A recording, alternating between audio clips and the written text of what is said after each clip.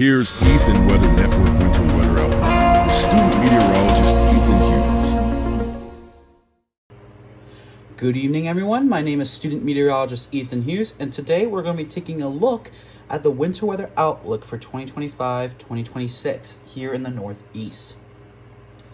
So what can we expect this winter overall?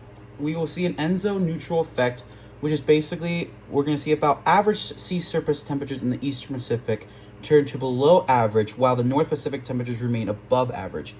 We will see then convergence of the polar jet stream, which is the northern jet stream, and the Pacific jet stream, which typically lies in the south, which will come together and bring forth big snowstorms, as well as coverage of large-scale severe weather events and ice storms across the United States. We will also see a dip of the polar jet stream deep into the central plains and parts of the south, which will usher polar air from the Arctic and bring well below average temperatures. If you remember what happened a few years ago in Texas, where a polar vortex came through and brought record-breaking temperatures of sub-zero temperatures into Texas, we can see a bunch of those cold blasts this winter season. And snow totals will be well above average across much of the Midwest and Mid-Atlantic region, and there will be plenty of icy conditions across the plains and also into the Midwest as well. Now, I'm going to quickly explain the difference between La Nina versus El Nino. La Nina basically brings strong winds that push warmer water towards Asia and brings cold, nutrient-rich water below the surface towards the coast of the West Coast as a result of strong upwellings bringing cold water from deep below the water surface.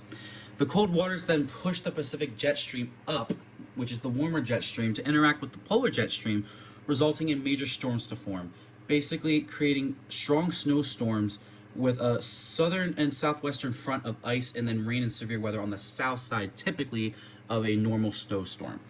El Nino, however, brings weaker winds which push warm waters towards the western coast. So El Nino conditions force the Pacific jet stream to stay south of its neutral position, which doesn't allow both the jet streams to interact, causing those big storms to form often, which results again in northern Canada and much of the northern U.S. being warmer and drier. However, typically the South and the Gulf will experience warmer and more unsettled rainy conditions, which leads to mostly flooding and especially leads to a bigger monsoon season into California. And again, we have two maps here. La Nina, again, you can see that we have the polar jet stream here that just dips all the way up and brings that cool water up, and then brings the Pacific jet stream up, and then they interact here, bringing up some storms that will come along this and typically come up the coast of the Atlantic, while it will stay more dry and warm towards the south. And then if you look at El Nino, you can see again the jet stream for the Pacific jet stream stays farther south, and you get to see this warm bubble form across Alaska and Canada into the northern United States, while the polar jet stream stays far north into Canada. So we can see some cold shots, but nothing extreme as if it was more of a La Nina winter year. But again, then you can see into the south, we have a bunch of wet and cool conditions that will happen, which leads to plenty of flooding. And if we take a look here at the 2025-2026 climatology, average, you typically see between 28 to 32 degrees Fahrenheit for highs, and lows typically in the mid to upper teens into the low 20s.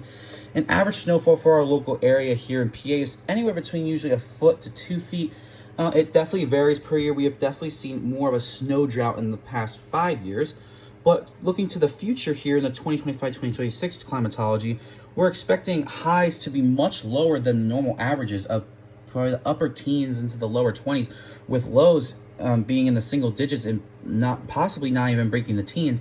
And we could see about 2 to 3 feet of snow instead of seeing that normal 1 to 2 feet of snow. Overall, we're typically going to see some temperatures that are going to be about 5 to 10 degrees below average, while our snowfall is going to be about half a foot to about a foot above average for the entire season. And while we're on the topic of snowstorms, I'm going to explain nor'easterns. Basically, nor'easterns are low pressure systems that form and rapidly intensify along the jet stream that come up the coast. Typically, sets up for nor'easterns involve snow along the backside and north side of a system. When you look closer here to the center of the storm, you can see more of a mix of snow and rain with the influence of onshore flow from the Atlantic. And typically on the south side here along the cold front, you typically see more rain, or it's just completely dry. And also, speaking of cold temperatures, we're going to take a look here at the polar vortex. Basically, the polar vortex is a strong low pressure that is centered over the north and south poles, funneling cold air to the center of the poles. Typically, when warm air pushes against the polar jet stream, it helps to circulate cold air down from Canada into the United States. And these big low pressure systems can also form along this ridge, resulting in extremely cold temperatures and extremely potent snowstorms and ice storms when they interact with warm air. Again, then, folks, overall, what to expect for this winter: expect below average temperatures for most of the country, especially in the Northeast and the Mid-Atlantic. We will definitely see above average snowfall in the Mid-Atlantic, with high chances to have more nor'easters than we did in past years. The southern tier of the country will still see above average temperatures with more chances to see some snow events, but it's looking like we could see a strong monsoon season, especially in the southwestern portion of the United States.